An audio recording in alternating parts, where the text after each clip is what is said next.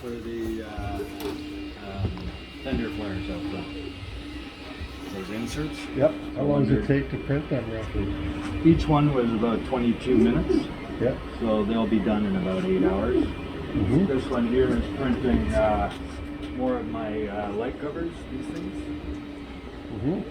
So we got 2 big ones, 2 small ones, and then 2 of the square ones, all on that one print. And then I got a bunch more of these big guys upstairs, so we can basically line them all up the stairs and have them all printing up in the office there. So it looks like you're just using the plastic cable here. Yeah, so these are PLA, is what this is. So it's a filament made from cornstarch and sugar. So it's 100% biodegradable, but it has a 60-year shelf life. Mm-hmm. Right? This is a filament that's made, it's a brass filament. This one here is made of hemp. This one here is a flexible. So it's a little bit flexible. This one's even more flexible, like a shoelace.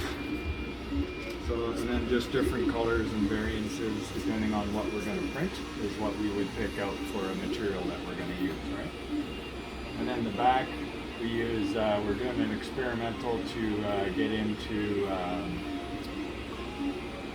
pellets and using pellets for everything in here. And then we also have a recycle program for people in the city or the province that have prints that have failed. They can bring them into us and we will actually shred them up and reprint them into something else. So that's why we keep a garbage pail of all anything that's kind of not working or failed or designs that we change, and then we just shred them all up and we make a different colored print. Just keep using it over again. Yeah. Wow. You can make anything from a molding clip to a headlight panel to a bracket camper. to a full-size camper. Yeah. Wow. Motorcycles, skidoos, cars, trucks, anything, boats. So you prefer a sample of the product and a photo? Is that what you? No, just the product is best. If you have the piece, even if like if there's a part missing, as long as it's uniform, we can create it. Yeah. If it's a part missing and you bring in the other part, we can match it up and make that new part. So like even dishwashers, we do stuff for them all the time, vacuum cleaners. The Amish come here all the time for all their parts, and we also are now selling them 3D printers, and they're just so ecstatic about the 3D printing world now. Really? So, yeah. Can, if necessary, if we had a guy down in Estevan, Saskatchewan, could he send you a picture or something and you could make it? Yeah, we ship stuff all the way to Toronto from here. Yeah, but I'm saying that just from a photo as opposed to the actual piece. Yeah, like the fender flares that I showed you out front. Yeah. That was only done with a photo. Right. So we took a photograph on the front, we loaded it on the computer, and we mark out its shape from that as well. Yeah. So as long as there's enough detail in the photo, we can use a photo. Yeah. So the preference is an actual physical piece, but failing that, with a photo, you could probably give it a good shot. We have lots of guys with patents and products that they just send us a drawing, and we take that drawing and it's just a chicken scratch, right? They're not a professional, and then we take it and modify it. Right. So, and then put it on the market or change it. Yeah. Look, your guy with that little fishing device there.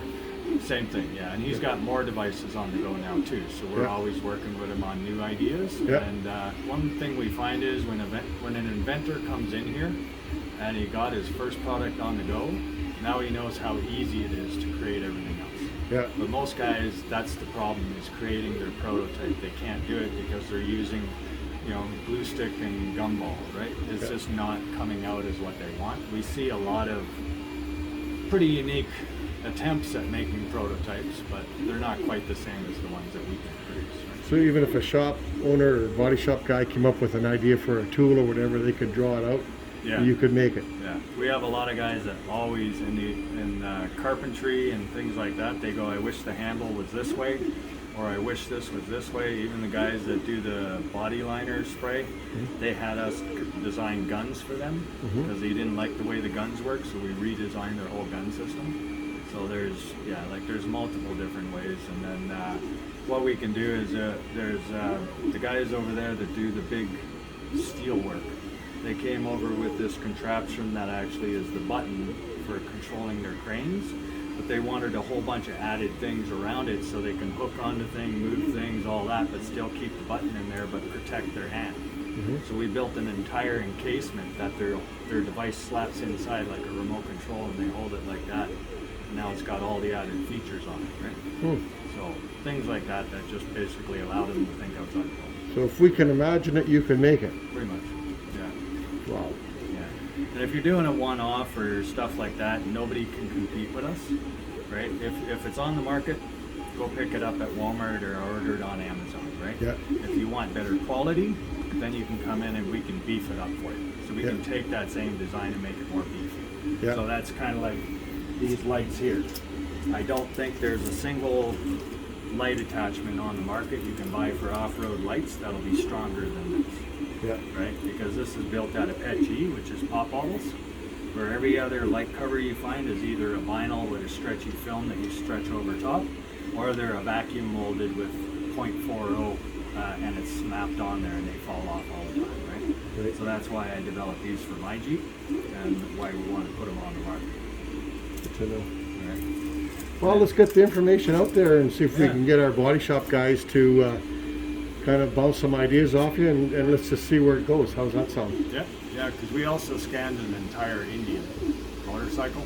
Yeah. So we're going to be doing custom saddlebags, custom flares, redesign their fenders, all that stuff for custom jobs on those as well. Wow.